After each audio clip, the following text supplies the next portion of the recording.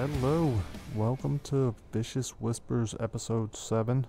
Thank you guys so much for joining me.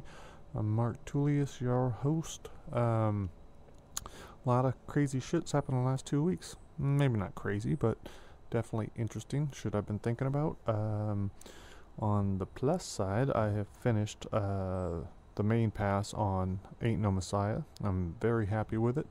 Came in at like 105,000 words. I really liked the ending.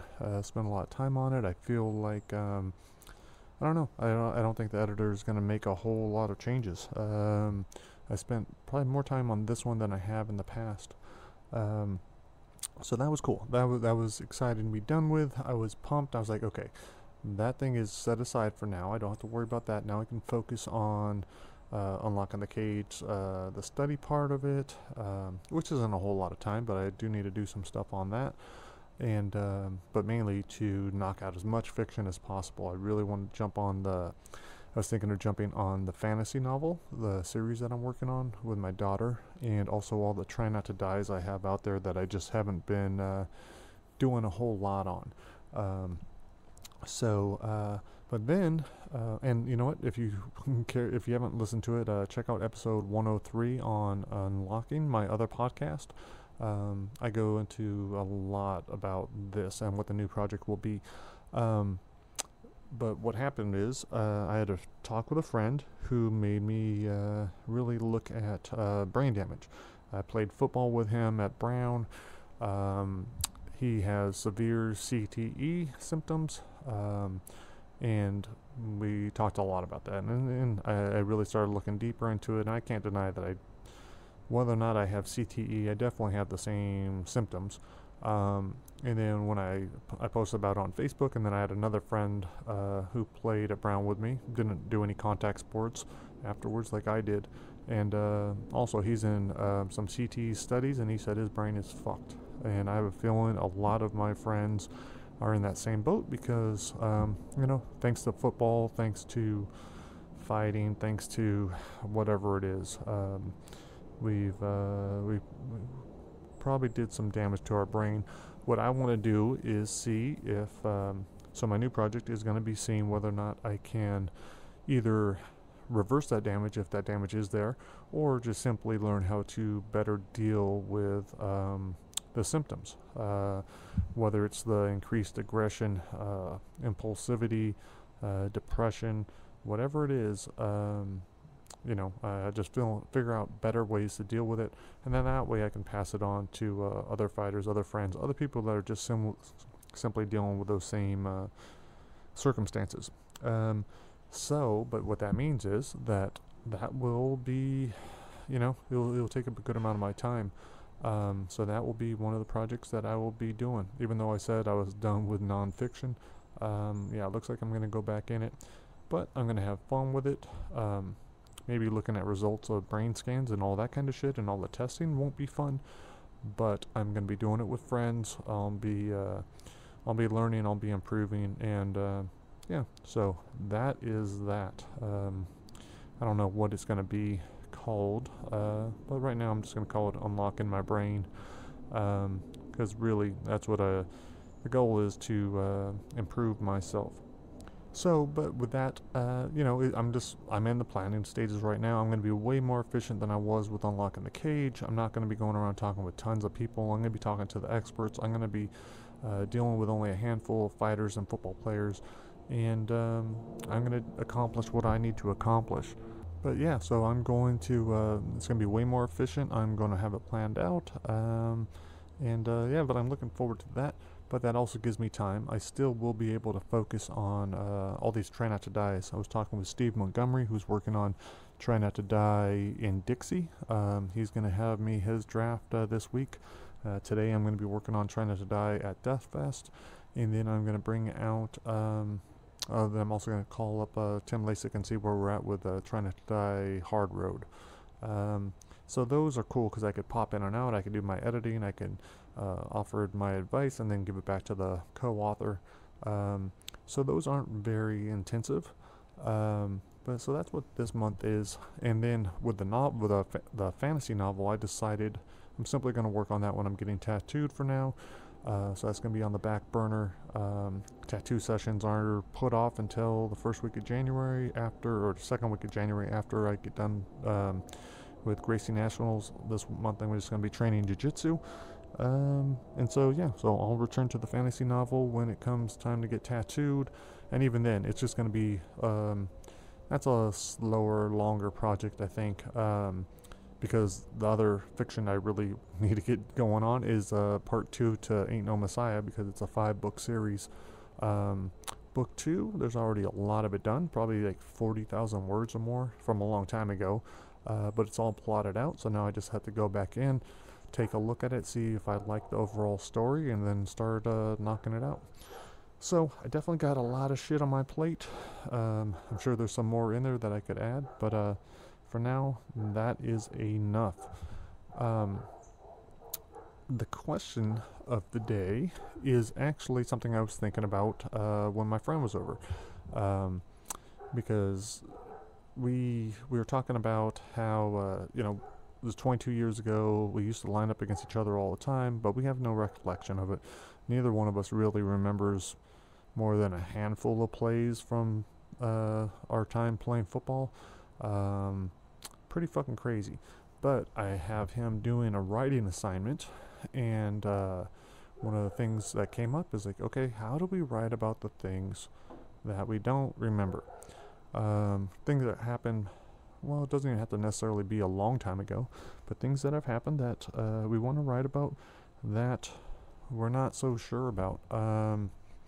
That was definitely an issue for me with Unlocking the Cage, because it's like, okay, how do I honestly talk about this fight that happened in 1998 or 99, and when, one, that's just a long time ago, two, my brain is fucking kind of shot, or my memory shot, three, I smoke a lot of weed, that doesn't help, and so who knows what is there. But what I ended up doing, I think it's a couple things.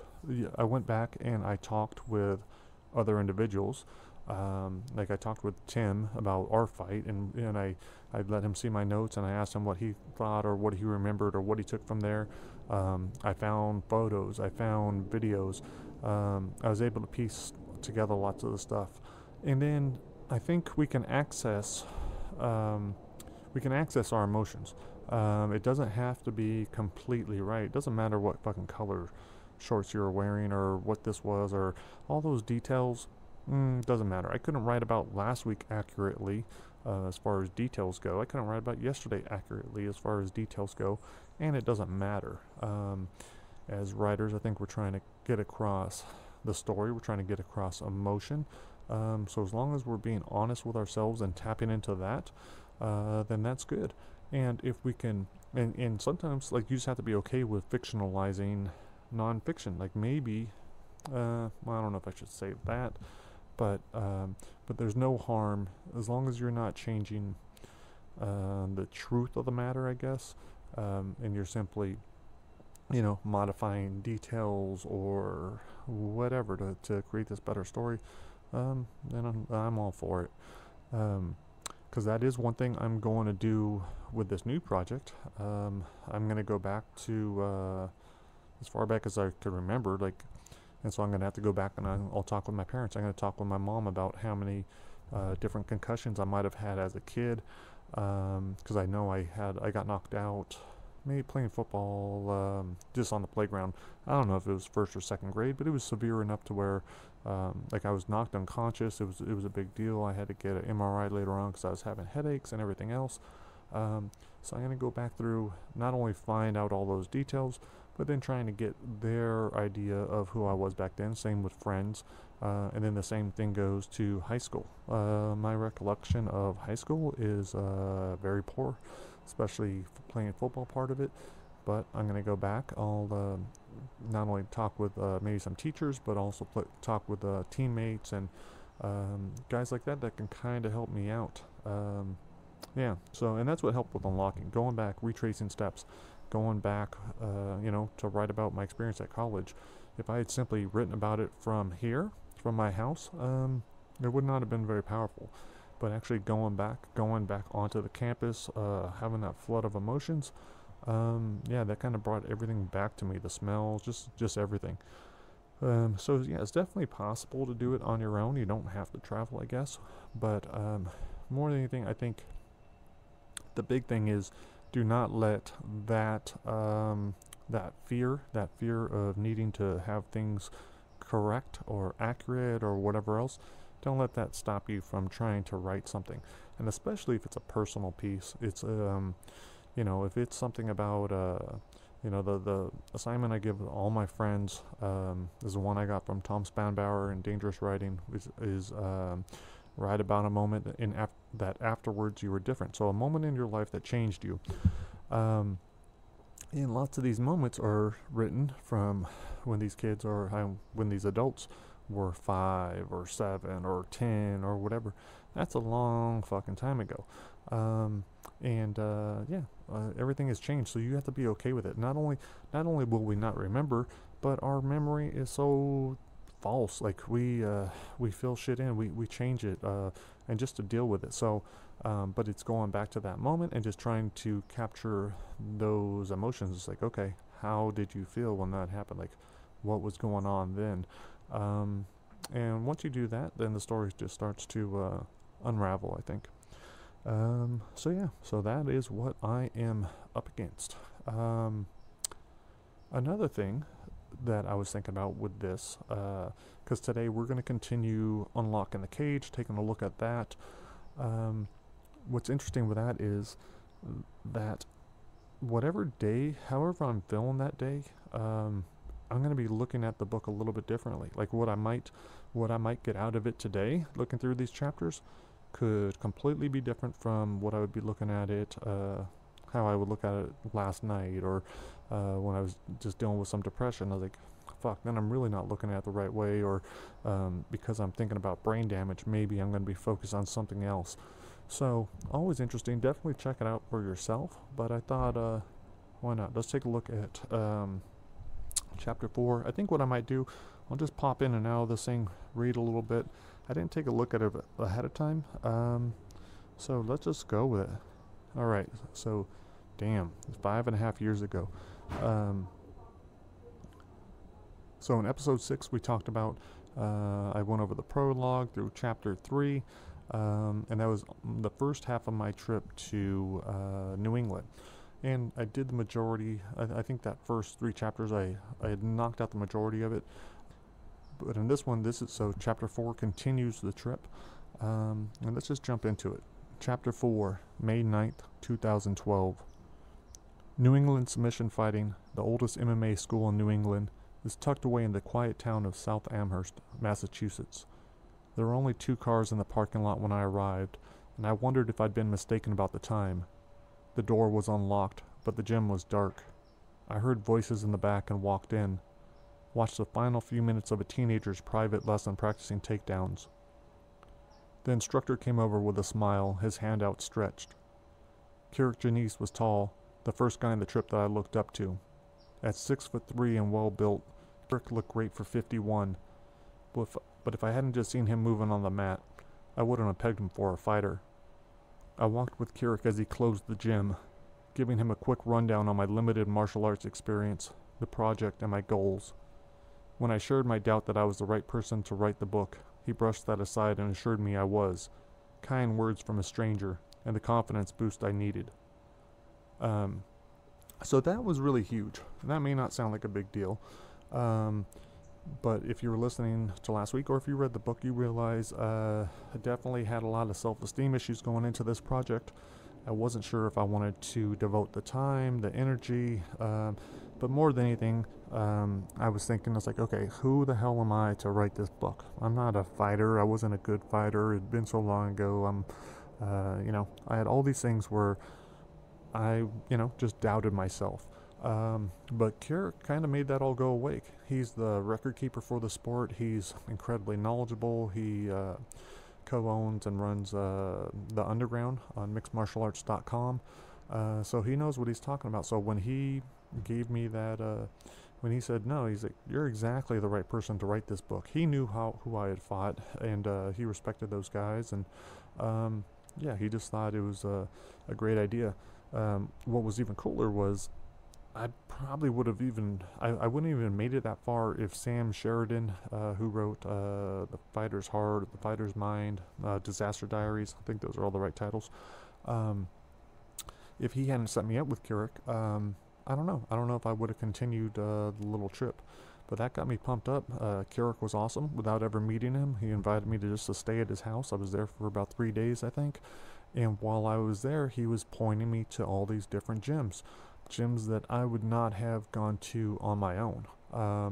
And telling me, which guys have a great story, which ones have a good team, who I should go see in different states. So it kind of gave me a roadmap. It was awesome. So, and while I was there, the first place he told me to go to was Fighting Arts Academy. Jeremy Libicheski, I probably just butchered his name, but he was a smaller guy, and our dates were kind of mixed up. I wanted to go interview his team, Nick Newell, who was there. He's a one-handed fighter. But when I showed up that day, no one was there except for Jeremy. But it ended up being perfect because I had an entire, I think we spent, I don't know if it was an hour and a half or so, but we had the whole gym to ourselves, and we can just talk. There weren't any bells, there weren't any, nothing was ringing, wasn't loud thumping of the bags. So we were able just to sit down and had an awesome discussion. And he credited martial arts for pretty much everything. But yeah, so he started at a young age.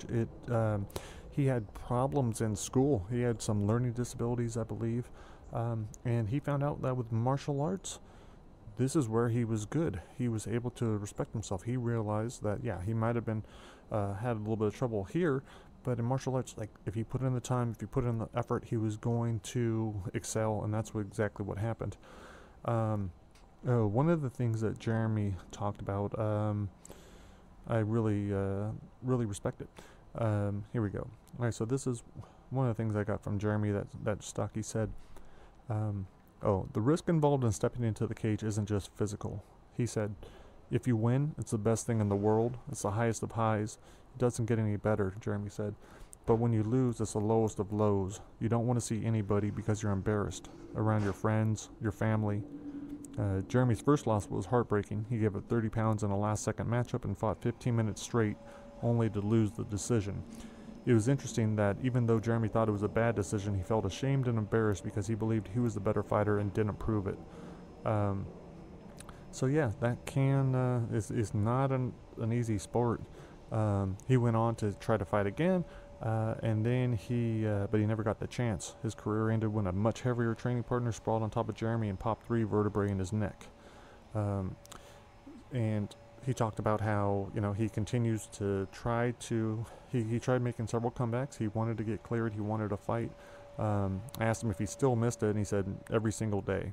I'm 35 now, and I still every day think that, well, maybe if I get something done, I can still do it. So although Jeremy can't get cleared for a fight, he still trains with his fighters and believes his technical skills are better than they've ever been.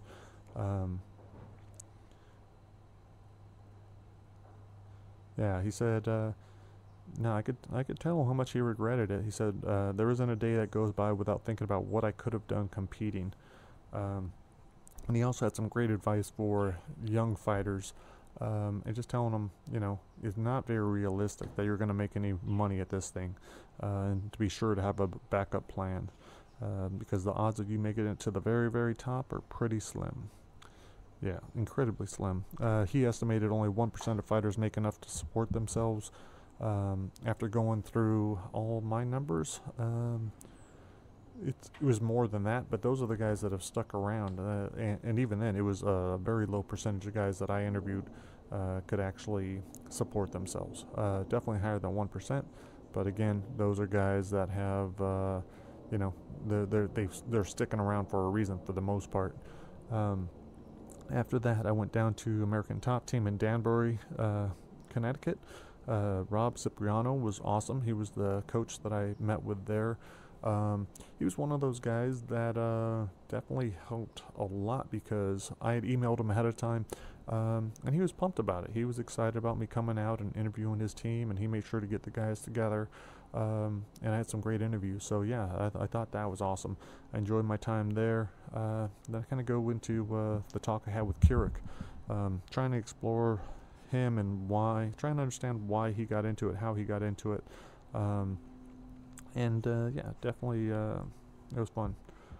With Keurig, and this is something I think it happens to a lot of people where, and it was this way for Jeremy. I kind of felt it was this way for me, where it's just kind of a natural progression. Well, maybe not for me, but so let me just go back into it. It says, okay, like Jeremy, Keurig felt MMA was just a natural progression, part of his path as a martial artist. He said, "It would have been weird for me not to fight." Keurig acknowledged he feared getting hurt at the start, but that threat of physical damage was nothing compared to the emotional side of fighting, which he absolutely dreaded. Your ego and whole sense of self is on the line up there in front of hundreds or thousands of people. The emotional side was genuine. It was pretty big. You don't want to lose in front of everyone you know. And he said, fighting is good for you. It makes you challenge your fears, a really good thing for humans to do. It makes you get into good shape. It develops your confidence. And Keurig pointed out also, he said, we were talking about how most people don't think that he would be a fighter. He doesn't look like a fighter. And he said, most people are shocked to find out he fights, just as the average person probably believes most fighters are much more menacing and come from troubled backgrounds than is the case. He said, people who don't know about fighting are full of preconceived notions. Fighters are like normal people and better. They're nicer than the average lawyer I've met. They're nicer than the average postman. And he said, while fighters are indeed trying to hurt their opponent, he pointed out they're only trying to hurt them enough to always make them, to make them quit, which is no different from boxing. He said, everybody always hugs at the end. It's not personal. And out of the 15,000 fighters Keurig has issued ID cards to, and the thousands that he knows personally, he could only think of one or two that went around wanting to hurt others all the time.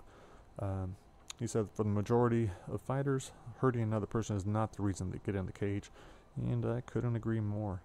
But at the very end, he was definitely questioning, why he did it. And he said, I think if I was completely confident, then I probably wouldn't fight. Why would you? If I had 2.2 kids and a stay-at-home wife and worked as an architect, then I probably wouldn't want to fight. But I'm a human being. I've got doubts about myself and issues to work through. Fighting is a vehicle to address these issues and try and make them positive. So that was awesome. After that, I drove back across down to Connecticut. I think I spent some more time at American Top Team, and then I went to Daryl Mackerel's house in across the state, Niantic. And that was cool. That was a nice time. I was able to have a long interview at his house. Daryl had been in the martial arts for a long time. He grew up with first with wrestling. His father really helped him with that, and was driving him around the country to compete at the highest level. Daryl became an All-American both freestyle and Greco-Roman at junior nationals, but he wasn't ready to be done with wrestling after high school, and he put together a freestyle Greco team that traveled the country for the next 17 years. And while wrestling, he began training and competing in different arts, first judo, then boxing, Muay Thai, Sambo, BJJ. And Daryl said that he just loves anything that's one-on-one. That's what I want to get out of it, me against someone else. It's a competition. I'm 100% competitor. I don't have any bad intentions on anyone. And that's what a lot of our conversation focused on. Like, he really did not like the word fighter. He's like, no, they're not fighters. We're not fighters. We're competitors. And I definitely get that. But again, something similar to Jeremy was that Daryl could not get cleared for fights because of spinal surgery. He had, I think, 2 spinal surgeries. He hadn't been able to find a doctor who would clear him, but not because he wasn't trying. So even at 48, he was still hoping to find a doctor who could help him fight again. The winning becomes an addiction, he said. If I'm going to get hurt, I want to do it fighting and not training. So at the time, I think I was looking at him a little more like he was crazy. Didn't really get why someone would risk that if they already had a neck injury or a back injury, and especially that old. Why would you want to risk getting back in the cage? Now I completely get it. I think I instead of taking off the next day and just resting at my aunt's house back in Rhode Island, I took Keurig's advice and I went and interviewed Matt Santos, who was the guy who I had lost against the week before at Naga, and the one who I really hurt my ribs against. Um, Keurig assured me that Matt was awesome. He was a funny guy, and so I went over to his house and had the longest interview. I think I was there for, I think we had like 3 hours of taped interview, just hanging out in his backyard, and really he was awesome. Matt and I have become friends. I've trained with him since a couple times. He's enjoyed the books I always send him my writing, and yeah, so it's awesome how that developed. Normally, like the old me, if I went and competed against someone and then lost against them, I was like, I'm gonna be probably a grouchy fucker and not want to hang out and talk with them and everything else. But no, it was letting that ego go, and and the only reason I got hurt was because I went into a division where I had absolutely no, like, I shouldn't have been doing any division, and I had put myself in the hardest one. So yeah, I could only be upset myself for anything that happened. Matt was interesting. He's the owner and head coach of the Team Santos Fighting Academy in Providence. A year younger than me, 30 pounds lighter, and that's what I liked. I liked on this part of the trip, I was talking with guys who were older, who were there when I was doing it. Because Matt, he was fighting. He didn't care about a record back then. Like, it was just something you did. You fought to test yourself. No one cared. You just go and you match up, and that's one of the things that he liked. So Matt played a lot of sports growing up. One of the things that helped him a lot was judo. He said he was a natural grappler, and maybe that's because he grew up in a rough neighborhood, and had plenty of experience roughhousing with his 9 older cousins. Being the youngest child made him more determined, tougher, and way ballsier, he said. He became the wild one. After high school sports were over, though, he realized he needed something in his life. He needed something physical. He found a Jeet Kune Do school, and it wasn't long before he started doing grappling tournaments and got hooked. And then from there, it led to BJJ, MMA, and he started fighting. He said when he jumped into his first MMA match, he said, I saw something that looked like fun and I wanted to do it. But he realized even though he enjoyed fighting, jiu-jitsu was his calling, and he gave up a decent paying job in order to train and teach, and he's been doing it since. And I believe he just opened up his second academy. He's doing really well, and that's always awesome to see. It's awesome to see the martial arts paying off. Just the talk I had with Steve Montgomery yesterday, who's a fighter. He's coming off a broken jaw.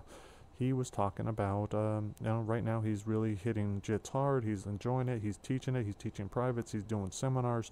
And that's only going to increase. So as soon as he's done with fighting, there's his profession. And not only is it to make money and have that kind of, positive thing in his life, but it's changing people's lives, and that's awesome. That's an addicting thing. It's I think an awesome thing to be able to pass on. This is something I really liked. Another thing that I related to with Matt. He said he played lineman in football like I did, a position that few fans watched. He'd never been the focus in any spectator sport, and the thought of being in the limelight was a nice change. That's something I definitely dealt with. Being a lineman, you never get any attention unless you return a fumble or get a sack or something like that. But yeah, when you're fighting, it's all on you, and that is kind of, is definitely a nice change. He said fighters come from all walks of life, and there are numerous reasons why they compete. You spend the first part of your life trying to create who you think you should be. If you think you should be a super badass, then you take those steps to become that person. He said most fighters are running from something, I think. There's a lot of insecurity in fighters, a lot of neurosis in fighters. And so that was definitely an interesting conversation.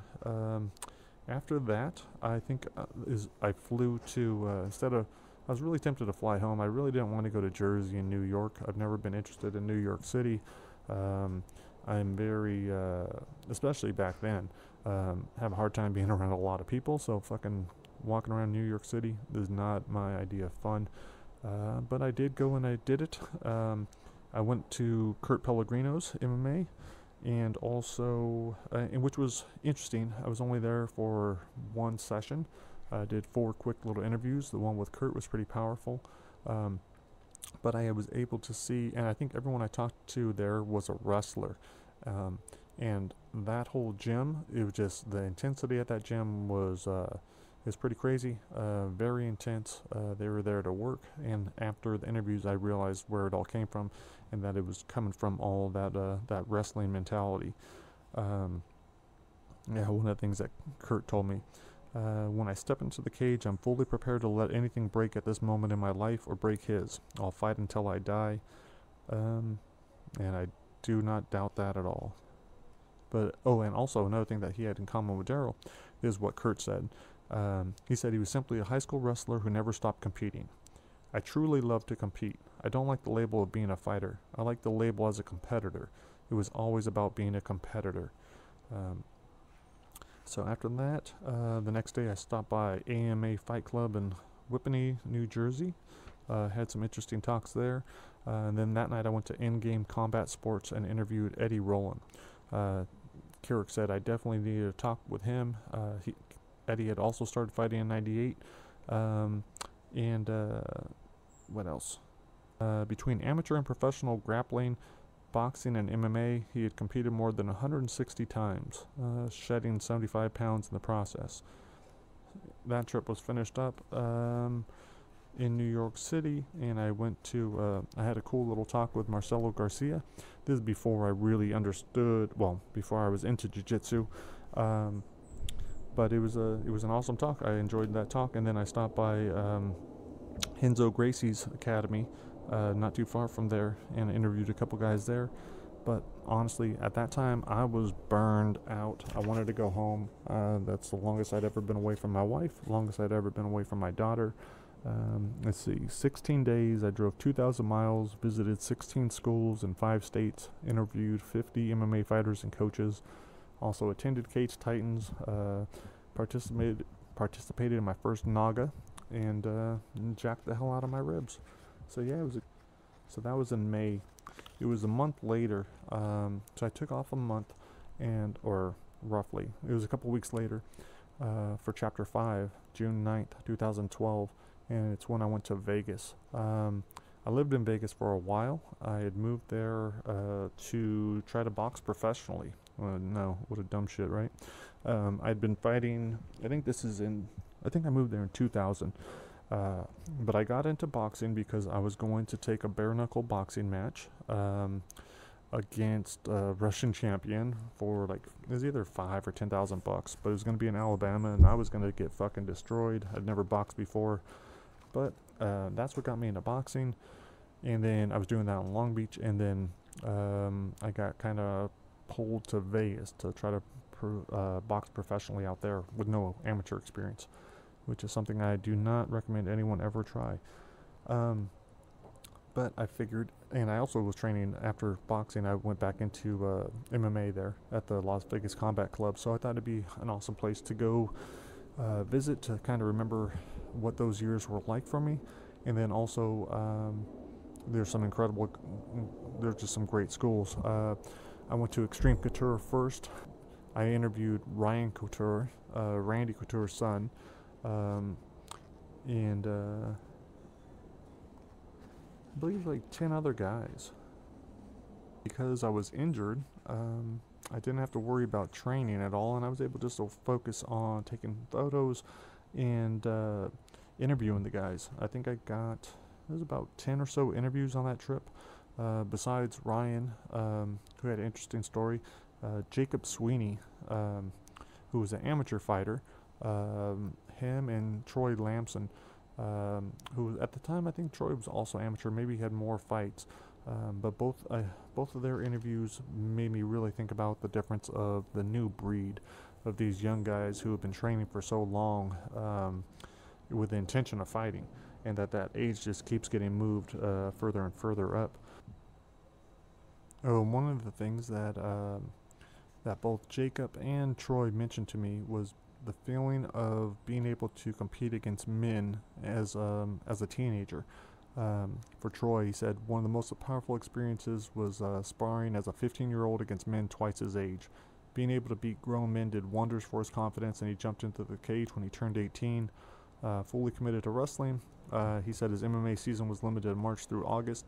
I believe he was at, where the fuck was he? Michigan State University.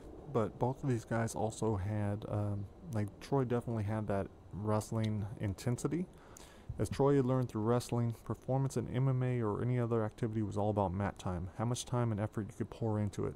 He said people that are putting in the blood, sweat, and tears in the gym, those are the ones who are going to get to the next level. He promised that dedication will never be an issue for him.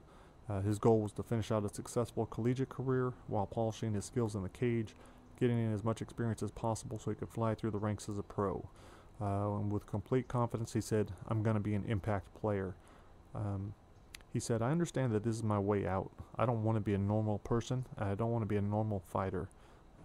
He wasn't ashamed to tell me, "Money is power. I want that money. To want that money, as shallow as it may sound, you have to be the best. If I wake up every morning and I want to get that money, you know what? I'm going to get that money. I'm going to go to the gym and work my ass off. You have to sacrifice. If you have to leave some people in the dust to get to the top, you have to make your mind up, and I'm willing to do that." Oh yeah, so Troy grew up in Flint, Michigan, ranked one of the most dangerous cities in the United States, in the state of financial emergency might never recover from.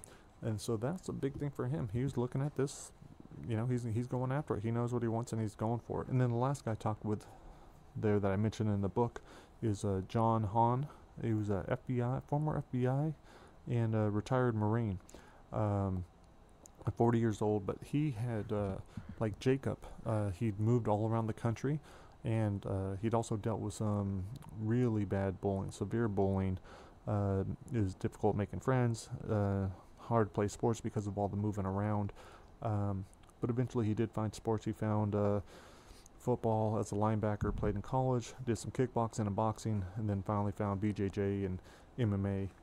One of the things John appreciates about MMA is its rules. As someone who upheld the law and also had been in some very unfair street fights, John dislikes cheaters and insisted there isn't a place for it in the sport. To him, MMA is laissez-faire economics. It's pure capitalism. No one's in there interfering with us, he said. We had to go as hard as we want, and there's just a tiny bit of rules.